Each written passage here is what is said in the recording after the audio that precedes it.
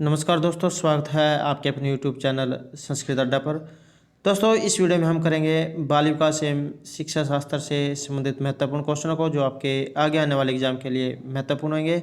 और दोस्तों, अगर आप C TET, UP TET, S TET, R TET, KVS, DSSB या कोई भी जो कम्पिटिटिव एग्जाम उसकी तैयारी कर रहे हैं, तो ये क्वेश्चन आपके लिए महत्वपूर्ण रहेंगे, क्योंकि एग्जाम में जो है इस तरह के क्वेश्चन जरूर पूछे जाते हैं।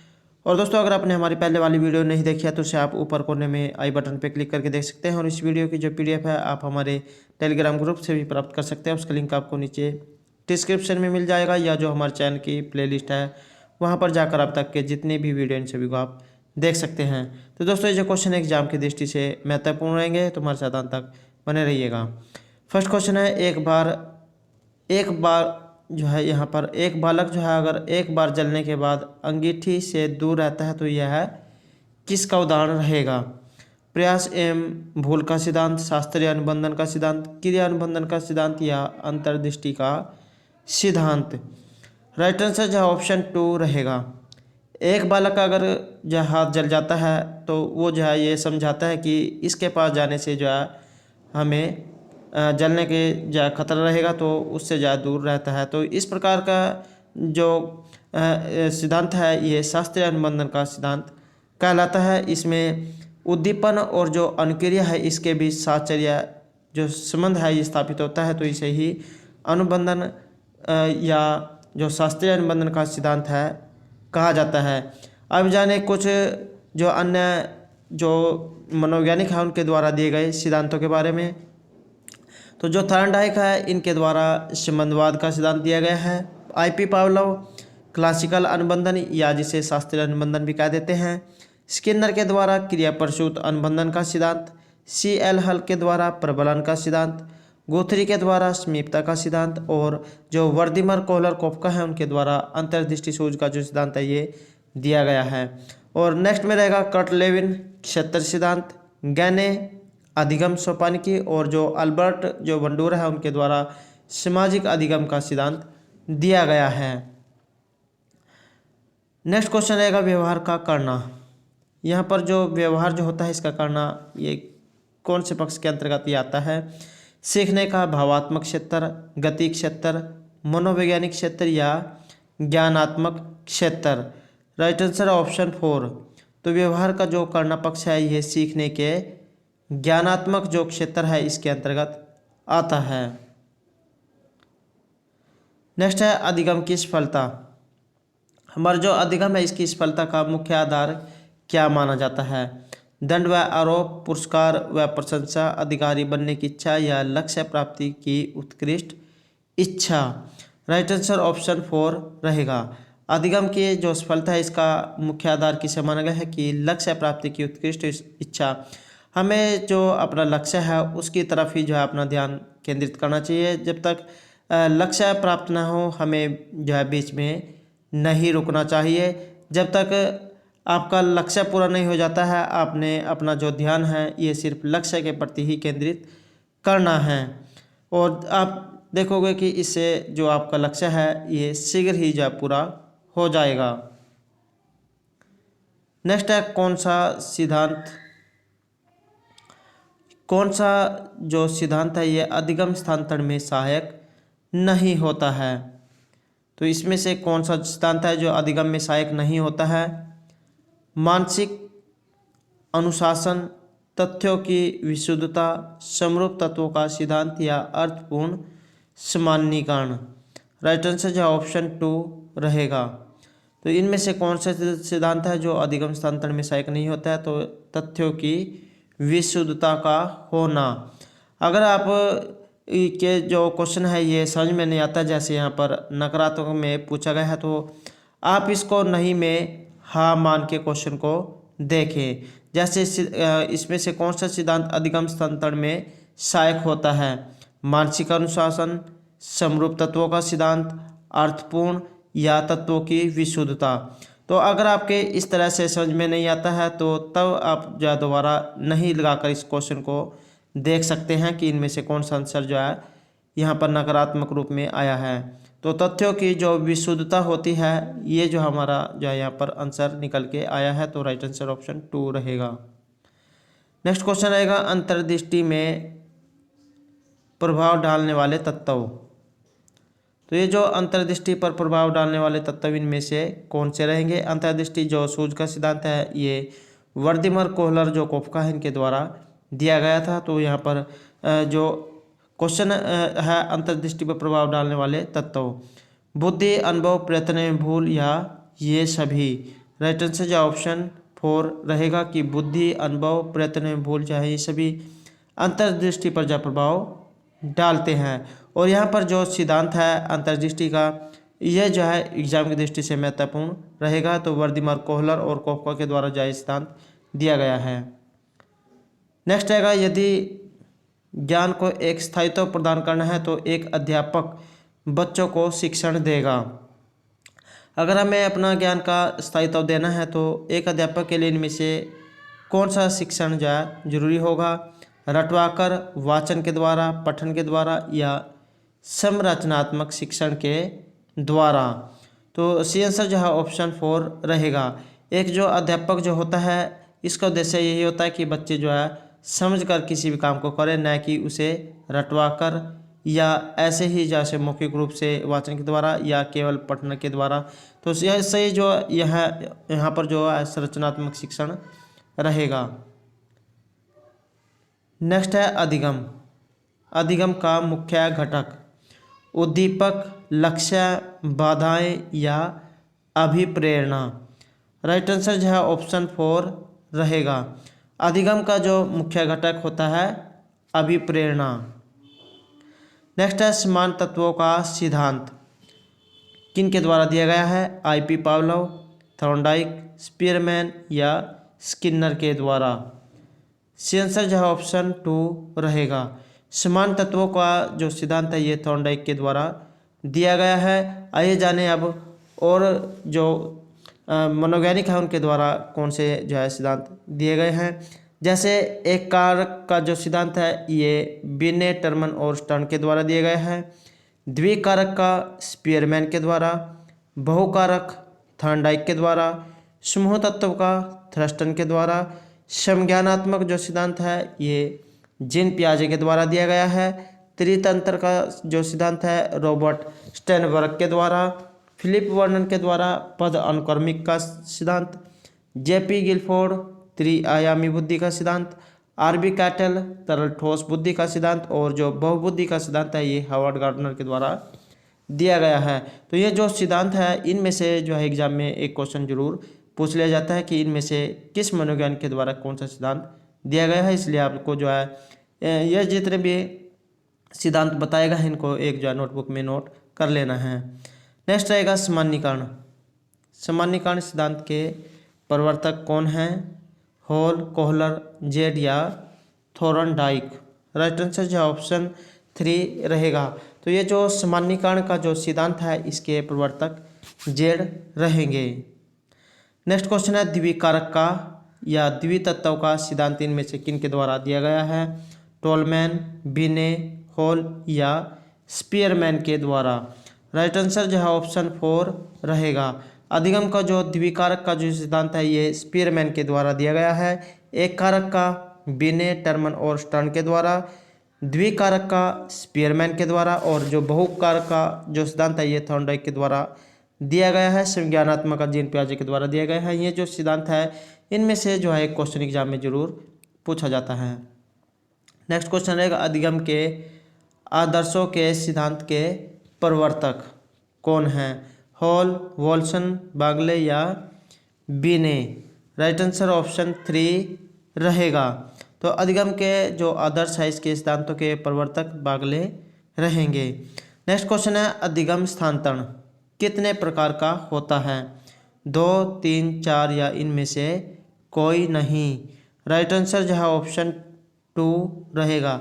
अधिगम का जो स्थानांतरण है ये मनोवैज्ञानिकों के द्वारा 3 प्रकार का बताया गया है। नेक्स्ट है अधिगम स्थानांतरण। यहाँ पर अधिगम का जो स्थानांतरण है ये किसका एक प्रकार रहेगा।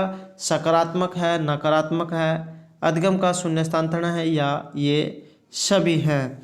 राइट आंसर ऑप्शन 4 रहेगा। अधिगम का जो स्थानांतरण है ये ये सभी जो है हो सकते हैं, सकारात्मक भी हो सकते हैं, नकारात्मक भी हो सकते हैं, और कई जो है कई बार जो है अधिगम का शून्य स्थानांतरण भी होता है। नेक्स्ट रहेगा जो स्किनर जो है इन्होंने क्रिया परसु सिद्धांत है इसका प्रतिपादन कब किया था? 1902, 4, 5 या 1938 में।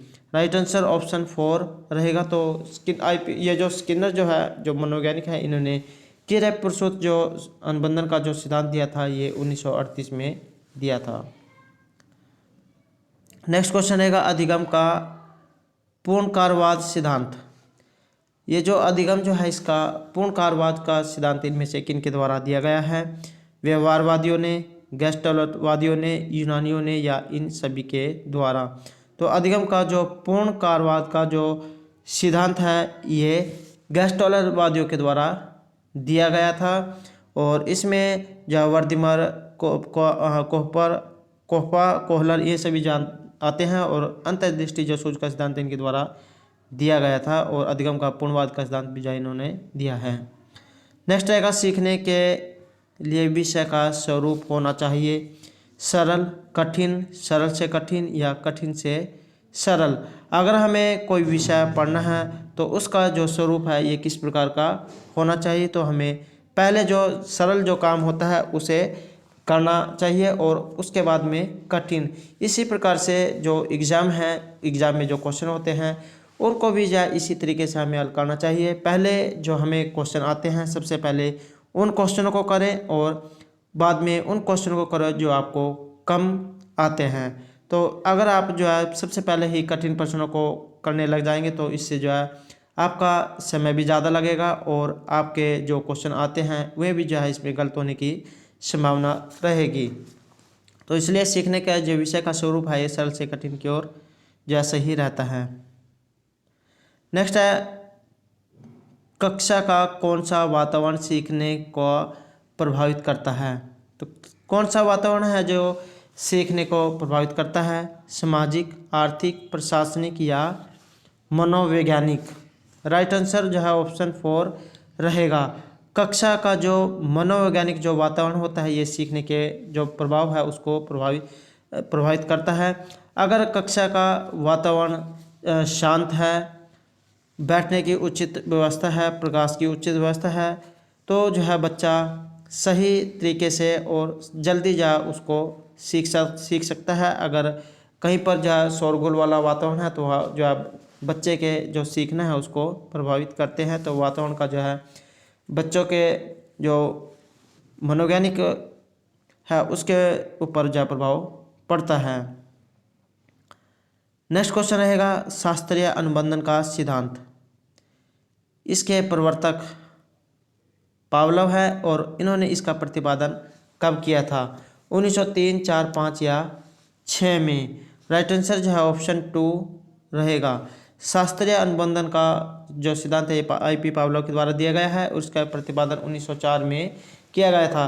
दोस्तों एक क्वेश्चन तो यहाँ पर जो यही बन जाता है कि शास्त्रीय अनुबंधन का जो सिद्धांत है ये किन की देन है? तो IP पावलोव के द्वारा जो शास्त्रीय अनुबंधन का सिद्धांत दिया गया था। और दूसरा क्वेश्चन ये बन जाता है कि इसकी जो प्रतिपादन है ये कब हुआ था? तो 1904 में। नेक्स्ट है कक्षा अधिगम के लिए कौन सी विधि का प्रयोग किया जा सकता है? तो कक्षा के लिए इनमें से कौन सी विधि जो उपयुक्त मानी गई है? वाद विवाद विधि, प्रयत्न एवं भूल विधि, अवलोकन विधि, या ये सभी? राइट आंसर ऑप्शन 4 रहेगा। तो एक जो कक्षा जो वातावरण है उसके लिए ये सभी जो विधियाँ हैं ये उपयुक्त मानी गई है। हम जो है बच्चों के बीच आपसी वाद विवाद अर्थात उनके बीच जो है विचार विमर्श करके, प्रयत्न भूल विधि के द्वारा, उनका अवलोकन करके, किसी कार्य को उनको देखकर और उसका अवलोकन करके, तो इन सभी जो विधियाँ हैं इनके द्वारा जो हम कक्षा में प्रयोग कर सकते हैं। नेक्स्ट रहेगा कोहलर का जो सिद्धांत है इनमें निम्नलिखित नाम से जाना जाता है। उद्दीपन अनुक्रिया का सिद्धांत, अंतर्दृष्टि का सिद्धांत, प्रयास एवं भूल का सिद्धांत, या उद्दीपन अनुक्रिया का सिद्धांत? तो ये जो कोहलर जो वर्दिमर है इनके द्वारा इनमें से कौन से सिद्धांत जो है माना जाता है। राइट आंसर ऑप्शन 2 रहेगा। तो इनके द्वारा अंतर्दृष्टि जो सूझ का सिद्धांत है ये दिया गया है। नेक्स्ट रहेगा थॉर्नडाइक। थॉर्नडाइक के सीखने के मुख्य नियमों में से एक नहीं है, और एग्जाम की दृष्टि से वेरी वेरी इंपॉर्टेंट क्वेश्चन रहेगा। और अब के 2021 में जो स्टार्ट हुआ है उसमें जो है क्वेश्चन पूछा गया है। तो थॉर्नडाइक के जो मुख्य नियम है इनमें से कौन सा नहीं है? तत्परता अभ्यास या प्रभाव सादृश्यीकरण। राइट आंसर ऑप्शन 4 रहेगा। तो थॉर्नडाइक के जो सीखने के मुख्य नियम है इनमें से सदृशीकरण का नियम नहीं है। थॉर्नडाइक के द्वारा 3 जो मुख्य और 5 गौण नियम बताए गए हैं। तो ये जो हैं ये 3 मुख्य नियमों के अंतर्गत आते हैं। नेक्स्ट रहेगा गेस्टोलट किस भाषा का शब्द है? चीनी, जर्मनी, रूसी या पश्तो। तो कौन सी जो भाषा का ये शब्द रहेगा? राइट आंसर ऑप्शन 2 रहेगा। गेस्टोलट जो शब्द है ये जर्मनी भाषा का शब्द है।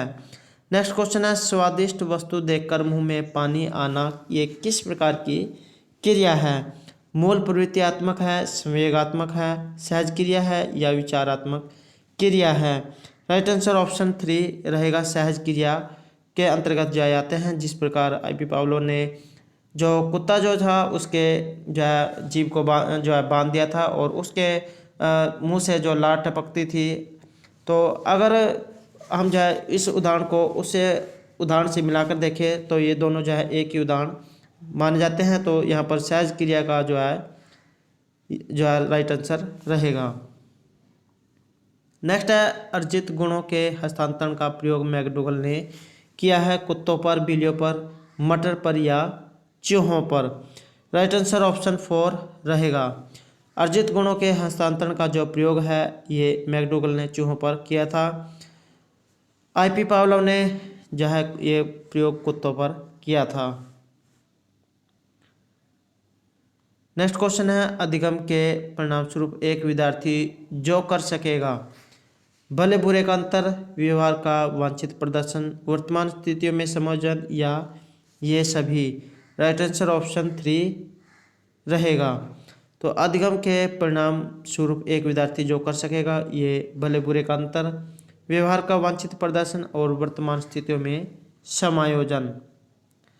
अगला क्वेश्चन है जब सीखने की प्रक्रिया में प्रगति एक समान रहती है तो इसे क्या कहा जाता है?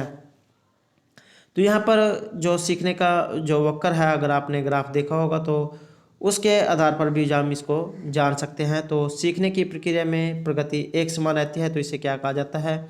मिश्रित रेखीय वक्र, सरल रेखीय वक्र, नत उदर वक्र या उन्नत उदर वक्र? राइट आंसर ऑप्शन 2 रहेगा। तो इस प्रकार से जो है एक जो है ग्राफ दे दिया जाता है। तो इसमें जो इस प्रकार से जो हमारा सीखना रहता है तो इसमें जो है सरल रेखा होती है तो ये जो है एक समान रहते हैं, इसे ही सरल रेखीय वक्र कहा जाता है। नेक्स्ट क्वेश्चन है जब सीखने की गति आरंभ में तीव्र व धीरे धीरे मंद होती है तो इसे क्या कौन सा जो है यहाँ पर वक्र बनता है? उन्नत उदर, नत उदर, सरल रेखीय या मिश्रित रेखीय? राइट आंसर ऑप्शन 1 रहेगा। जब हमारे सीखने की जो गति है आरंभ में इस प्रकार से अगर ग्राफ है, सीखने की गति हमारे जो है शुरू में तेज होती है और बाद में जा कम हो जाती है तो इस प्रकार का जो ग्राफ बनता है इसे उन्नत उदर वक्र कहा जाता है। नेक्स्ट रहेगा जब सीखने की गति आरंभ में मंद व बाद में तीव्र होती है तो किस प्रकार का ग्राफ बनता है? मिश्रित रेखीय, नत उदर वक्र, उन्नत वक्र या इनमें से कोई नहीं? राइट आंसर ऑप्शन 2 रहेगा। तो वहाँ पर नत उदर वक्र रहेगा जिसमें शुरू में तो गति मंद होती है लेकिन बाद में तेज हो जाती है। तो वहाँ पर किस प्रकार का वक्र बनेगा? तो इस प्रकार का जो है वहाँ पर पहले जो है धीमी गति होगी और उसके बाद जो तेज हो जाती है तो इस प्रकार का वक्र जो है बनता है। नेक्स्ट रहेगा जब सीखने की क्रिया में बिल्कुल उन्नति नहीं होती तो इसे क्या कहा जाता है? वक्र, पठार, त्वरण या बाधा। राइट आंसर ऑप्शन 2 रहेगा। जब सीखने की प्रक्रिया में बिल्कुल भी उन्नति नहीं होती तो इसे पठार कहा जाता है। नेक्स्ट है अधिगम। क्या होता है? तुरंत हो जाता है, ज्ञान से पूर्व हो जाता है, ज्ञान के बाद होता है, या अधिगम में समय लगता है। राइट आंसर ऑप्शन 4 रहेगा। अधिगम क्या होता है? तो इसमें जो है समय लगता है। तो दोस्तों ये थे हमारे आज के बाल विकास एवं शिक्षा शास्त्र से संबंधित कुछ महत्वपूर्ण क्वेश्चन। दोस्तों अगर आपको हमारे क्वेश्चन अच्छे लगे हो तो हमारे चैनल को सब्सक्राइब कीजिएगा, लाइक कीजिएगा, ज़्यादा से ज़्यादा ग्रुपों में शेयर कीजिएगा। और दोस्तों हमारे साथ अंत तक बनाने के लिए धन्यवाद।